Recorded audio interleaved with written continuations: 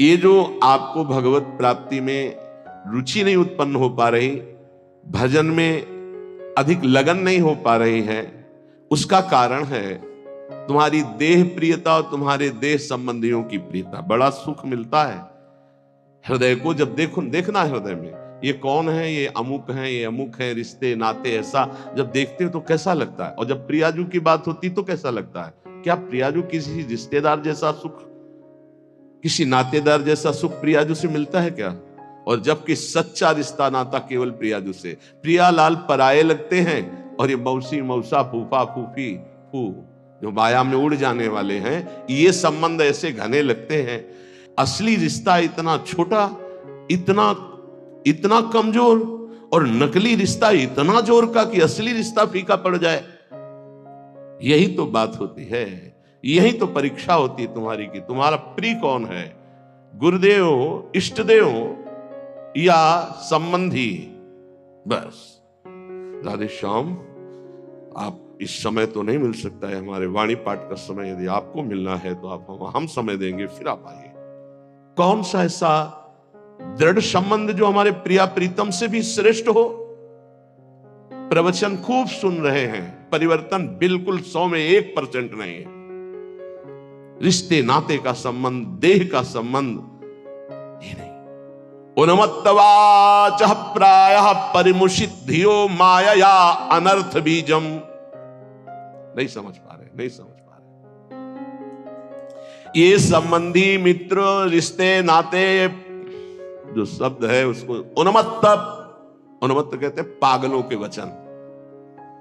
पागलों के वचन नहीं सुनने चाहिए। कैसे पागल? मोह मदिरा का पान किए हुए लोग हैं। मोह मदिरा ये केवल धाम है वृंदावन, इसलिए कोई जान पाया कि हम जिंदा हैं कि नहीं। नहीं, पीछे कोई जान नहीं पाया कि जीवित है कि नहीं है, मृत्युलोक में हैं भी कि नहीं है, कभी नहीं। उन्मत्त प्रायः वाचः परिमुषितो धियो माया अनर्थ बीजम।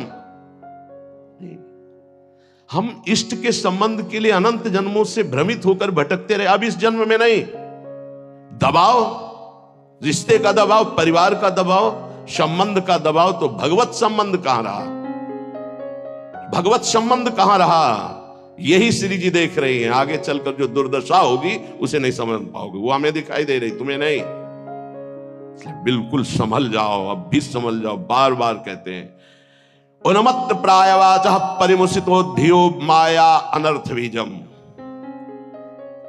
ये अनर्थ का बीज बोने वाले परिवार के जन होते हैं, अनर्थ का बीज। ये उन्मत्त मोह मदिरा का पान करके बात करने वाले होते हैं। इनकी बातों में ममता मोह की गंध है, जो तुम्हारे हृदय की भागवतिक संबंध की सुगंध को छीण करना चाहते हैं। कोई भी हो। स्वार्थम मत्वा कृतार्था अथन सुख विवेकादयो अग्राह्य वाचा। ये अविवेकी हैं, स्वार्थ भरे लोग हैं। इनकी बात को कभी नहीं सुनना चाहिए, क्योंकि विवेक रहित हैं। अग्राह्य, इनकी बात को ना सुनना चाहिए ना मानना चाहिए।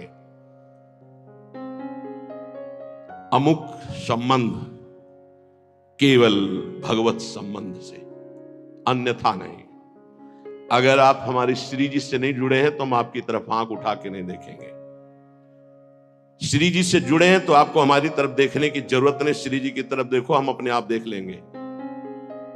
व्यवहारिक संबंध में कहीं किसी भी तरह का कोई प्रवेश नहीं है। श्री जी का संबंध उन्मत्त प्रायवाचः परिमुषितो धियो माया अनर्थ बीजम स्वार्थम मत्वा कृतार्था अतन सुख विवेकादयो अग्राह्य वाचा। ये संबंधी, ये रिश्ते नाते, ये मोह मदिरा का पान करके ऐसे वचन बोलते हैं कि फिर संसार की ममता जागृत हो जाए। ये मोहित करने वाली, हमारी परमार्थ की वृत्ति का नाश करने वाले होते हैं। ये अनर्थों के दुख का बीज बो देते हैं। ये विवेक रहित बोलते हैं, इसलिए इनकी बात अग्राह्य वाचा, इनकी बात सुने मत, नहीं तो परमार्थ भ्रष्ट हो जाएगा। बहुत सुंदर किसी के परिवार के जन, कल एक हमारी श्री जी की सेवा में रहते हैं उपासक, उनकी माई, तो उन्होंने कहा कि जब हम बेटे से बात करने के लिए यहां निवेदन किया और बेटा मिला तो उसने मुंह फेर करके कहा कि अगर आप हमारी मां हो तो दोबारा हमसे मिलना मत। बोले मुझे अच्छा लगा, आंसू भरे थे आंखों में, मुझे अच्छा लगा कि मेरी कोख पावन हो गई। और आज से मैंने भी निर्णय लिया है, मैं कभी सामने नहीं जाऊंगी और आशीर्वाद दूंगी कि वो नित्य निरंतर श्री जी की सेवा में आपकी आज्ञा में रहे। उनका धन्य है तू मां, तू धन्य है। अगर और बहुत ही स्वभाव सुशील, बहुत ही अच्छा लगा बात करके कि मां हो भगवान, मां दे तो ऐसी मां दे जैसी कल वो मिली, एक भी ममता की बात नहीं। बोले हमने भी निश्चय किया, मुझे भी अच्छा नहीं लगा कि मैं अपने बेटे को मोह से ग्रसित नहीं करना चाहती, परमार्थ में आगे बढ़ाना चाहती हूँ, तो मैं कभी सामने न जाऊं। मैंने भी निर्णय लिया। तुमका धन्य है तुम्हारा। जो सेवक जी ने कहा नाम प्रसंग कहे तो उपदेश, वो धन्य देश है, वो धन्य कुल है, धन्य सुतात धन्य सो माय। तो है मैया तू उसी माय में आ गई जिसको सेवक जी धन्य कहते हैं। अरे धन्य है उसका गर्भ जिसके गर्भ से भगवान का महाभागवत पैदा हुआ। और तो सब न जाने कैसे कैसे संतानें उत्पन्न होती हैं और वो भगवान से विमुख नाना प्रकार के आचरण करके अपने आप को दुर्गति और माता पिता देख देख कर जलते रहते हैं। ये बात बहुत ध्यान से समझ लो जो इस श्लोक कह रहे हैं।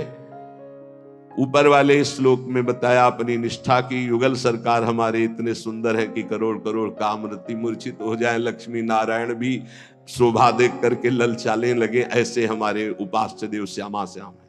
हमारे श्यामा श्याम में रति किनकी नहीं हो सकती, जो विषय विष के कीड़ा बने हुए हैं, या जो ब्रह्मबोध के द्वारा मोक्ष प्राप्त करना चाहते हैं, या जो जीवन भर भोग भोगा बुढ़ापे में सोचते हैं हम प्रेमी हो जाएं। चिंतन वही है 60 70 80 वर्ष का भोगों का। अब चिंतन बदलना बहुत कठिन, कोई महापुरुष चमत्कार कर दे तो बात अलग। ये हमारी बात उनकी समझ में आएगी जो शरणागत है श्री जी के और प्रारंभ से अभ्यास कर रहे हैं अपने मन को प्रियालाल में लगाने का, रसिकों की कृपा का। तो चंदी वृंदावन आशा, उनके अंदर वृंदावन में विराजमान प्रिया प्रीतम से मिलने की आशा जागृत हो जाएगी। कह रहे हैं अब इसमें बचाव पक्ष क्या करना है। उन्मत्त प्रायवाचा परिमुसितो धियो माया अनर्थ बीजम। बुद्धि में ऐसा बैठा लो कि ये जितने प्यार करने वाले संसार के संबंधी हैं ये अनर्थ कर देंगे। अनर्थ क्या, हम जिस मन इंद्रियों को चुरा कर संसार से प्रिया प्रीतम में लगाना चाहते हैं ये पुनः वहीं लगा देंगे संसार में, पक्का। इनका प्रभाव ऐसा होता है। ये नहीं मानने वाले। परिवार के लोग साधु नहीं मानते हैं, कोई विवेकवान साधु मानता नहीं मानते। परिवार के लोग नहीं मानते, साधु थोड़ी मानेंगे। वो तो अपना रिश्ता नाता संबंध देखकर बात करते हैं, वो सांसारिक संबंधों की मान्यता रखते हैं, इसलिए नहीं। कबीर वहां ना जाइए जहां जन्मभूमि का ठाव, भगति भाव पूछे नहीं ले पुराने नाव। वो थोड़ी कहेंगे महात्मा जी, नहीं, वो तो वही कहेंगे आओ पंडित, नाम लेके बात करेंगे, ऐसा अमुक हो ना। कबीर वहां ना जाइए जहां जन्म भूमि का ठाव, भगति भाव पूछे नहीं ले पुराने नाव। वही संसार की वार्ता। अनर्थ बीजम, बड़ा आकर्षण है परिवार वालों का, बड़ा आकर्षण है। आप देखो अंदर से देखो, 20 वर्ष नहीं देखो, फिर देखो भैया है हमारे, ये अपन अमुक है हमारे अमुक। और श्री जी को 20-25 वर्ष से नाम जप रहे हो, शरणागत हो। ये कभी नहीं आया कि आराध्य देव मेरे, जीवन धन मेरे। ऐसे धिक्कार है इस मन बुद्धि को कि जो अनंत जन्मों से हमारे हैं वो हमारे पराये नजर आते हैं, जो बिल्कुल हमारे नहीं, जिनको हम जानते नहीं है, अब भी नहीं जानते कि भाई